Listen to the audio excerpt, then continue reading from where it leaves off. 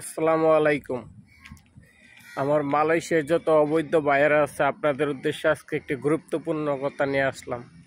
তো অবশ্যই আপনারা কথাগুলো মনোযোগ সহকারে শুনে যাবেন। আমরা সবাই জানি যে এখন বর্তমানে মালয়েশিয়া সরকারে অবৈধকে বৈধতার সুযোগ দেওয়ার জন্য কিন্তু সবাই অধীর আগ্রহ হয়ে বসে আছে। তো অনেক বাইরে কিন্তু কি করতেছে যে কোম্পানি থেকে লারি দিয়েছে বা দেখা গেছে যে কোম্পানির বসের কাছ থেকে পালিয়ে আসছে, আসার পরে তাদের হাতে কিন্তু পাসপোর্ট নাই। তারা কিন্তু নিউ পাসপোর্ট বানানোর জন্য কিন্তু অ্যাপ্লাই করেছে বা অনেকে নিউ পাসপোর্ট বানিয়েছে। আবার অনেকে কিন্তু আপনার হাতে থাকা পুরান পাসপোর্টটার টাকা সত্ত্বেও এইটা রাইখে আরেকটা পাসপোর্ট বানাইতে চেষ্টা করে। তো তাদের উদ্দেশ্যে একটা কথাই বলবো ভাই, আপনার হাতে যদি আপনার পুরান পাসপোর্টটা তাইকা থাকে তাহলে আপনি নিউ পাসপোর্ট বানানোর কোনো দরকার নাই। কেন সরকার যখন বৈধতার সুযোগ দিবে তখন আপনি ওই পাসপোর্টে আপনার ভিসা লাগাইতে পারবেন। মানে আমি আমার এজেন্সিকে যখন জিজ্ঞাসা করছিলাম তখন বলছে ওই পাসপোর্টে আপনি ভিসা লাগাইতে পারবেন, কোনো সমস্যা হবে না।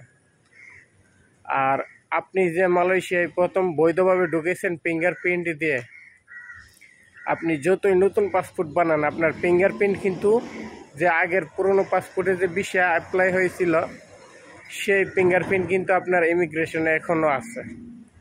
তাহলে আপনি যদি পাসপোর্ট নতুন করে বানান তাহলে আপনার ফিঙ্গারপ্রিন্ট কিন্তু এখনও মুছে নাই।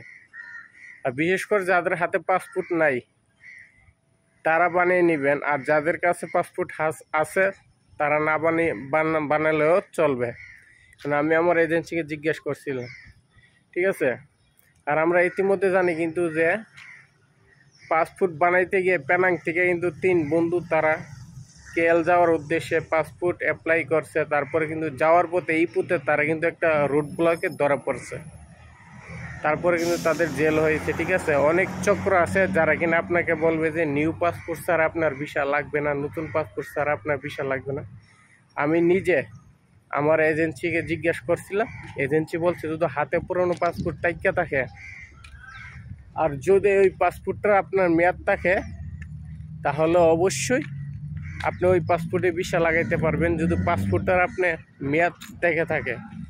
আর যদি আপনার পাসপোর্টটার মেয়াদ শেষ হইবার অল্প কিছুদিন বাকি আছে তাহলে আপনি ওই পাসপোর্টটা কিন্তু রিনিউ করে নিতে হবে। তো সেজন্যই বলবো ভাই, অনেকে কিন্তু অনেক দালাল চক্রের কথা শুনে কিন্তু নতুন পাসপোর্ট বানানোর জন্য কিন্তু পাগল হয়ে থাকে ভাই, ঠিক আছে। তো সেজন্যই বলবো যা কিছু করবেন সব কিছু কিন্তু আপনি বুঝে শুনে করবেন, অন্য কারো কথাই কান দিবেন না, ঠিক আছে। আর যারা মালয়েশিয়ায় নতুন তারা অবশ্যই আমার এই পেজটা ফলো দিয়ে রাখেন, সবসময় মালয়েশিয়ার নিত্য নতুন আপডেট এই পেজে পাবেন। তো সবাই ভালো থাকবেন, সুস্থ থাকবেন। আসসালামু আলাইকুম।